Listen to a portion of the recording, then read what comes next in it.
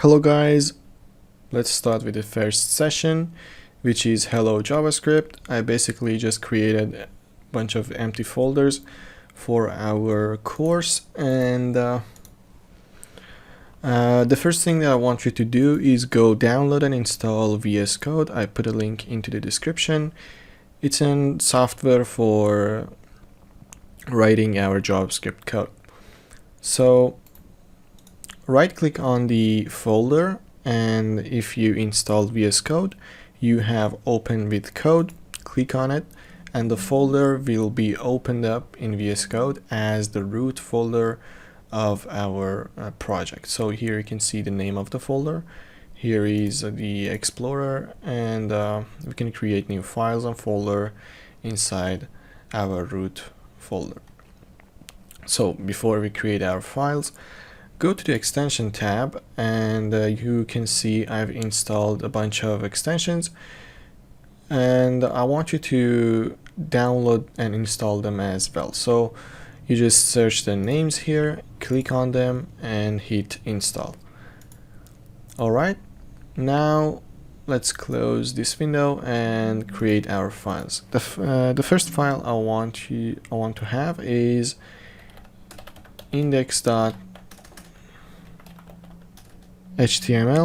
Okay, and the second file is script.js. Here we're gonna write our JavaScript code, and this is the basic HTML file that we're gonna have. So let's create a basic HTML template. In VS Code, if we type HTML, it will suggest us a bunch of already built-in templates. So here we have an HTML5 template. Let's just click on it and it will create a very basic template for us. Now in order to write some JavaScript code, we have a special tag in HTML called script. Let's close it. Okay, now anything that we write inside the script tag will be counted as JavaScript code. But I'm not going to write all of my JavaScript inside my HTML folder, because it will get very messy very fast. So what I want to do is write all of my JavaScript code inside a separate file, which is my script.js. And in order to do that, we need to link our file into our tag. And for linking our file, we just have a parameter called source, and inside source we will write the name of our file, which is script.js. Alright, now anything that I write inside the script.js is just like I wrote it in script tag. So let's go to our script.js and write our first JavaScript code. Let's start with document.write.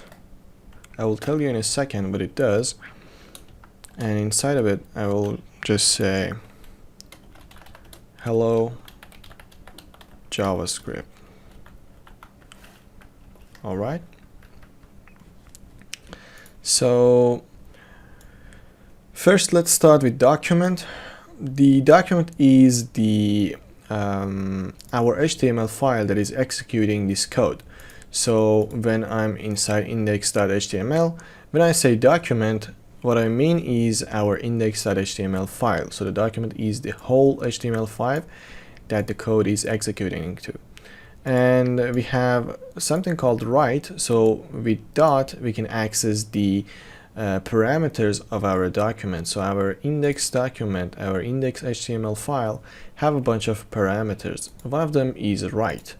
So we want to write inside our document, and what do we want to write is a piece of text which is saying hello JavaScript. And if I save that, and let's go inside our folder and open up the index.html file. I want to open it with Chrome. Okay, here you can see we have hello JavaScript. If I show you the code with the inspect, first let's go to view page source. You can see we don't see that the hello JavaScript inside our script file inside our browser, which is page source. It's because we are writing it after the HTML file has been loaded inside our browser. So because of that, it's not showing it. But the inspect will show us everything inside the HTML file that we can see right now. So if we go into body, here we have hello JavaScript right after our script tag, just below our script tag. It's because it has been executed after this tag. So now the next command that I want to show you is console.log, and let's here write hello from console. Okay, so this command is very like document.write. We have a tab called console in our browser. All of the Chrome-based browsers have this tab. So if you press F12 on your keyboard, or just right-click, click on Inspect, here we have a bunch of tabs. One of them is console. Console will be used for writing JavaScript or logging some text into console so we can debug our code. So when we say log console.log, basically when we say console, we mean the console tab on our browser, and with dot we will access a bunch of parameters about console, and we want to log a piece of text inside our console. Now if we go into our browser, hit refresh, here you can see inside our console it will write hello from console. Alright, we also can run JavaScript code inside our console as well. So let's try that. We'll do it by learning a new code, which is going to be alert. So we have alert, we're going to say hello from alert. Or okay, so now this is a JavaScript code which is going to show us an alert, and I'm going to run it in a second so we can see how it works. And for running it, we just press enter, and here is the alert. So you can see we wrote some JavaScript code inside our console and it has executed.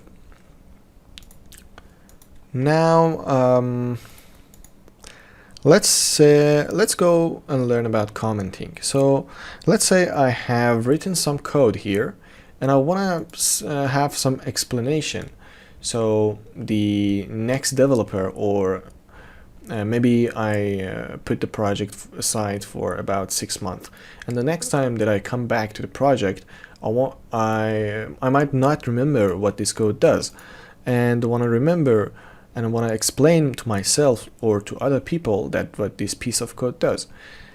And for that purpose we use commenting. We can do commenting in JavaScript with 2/.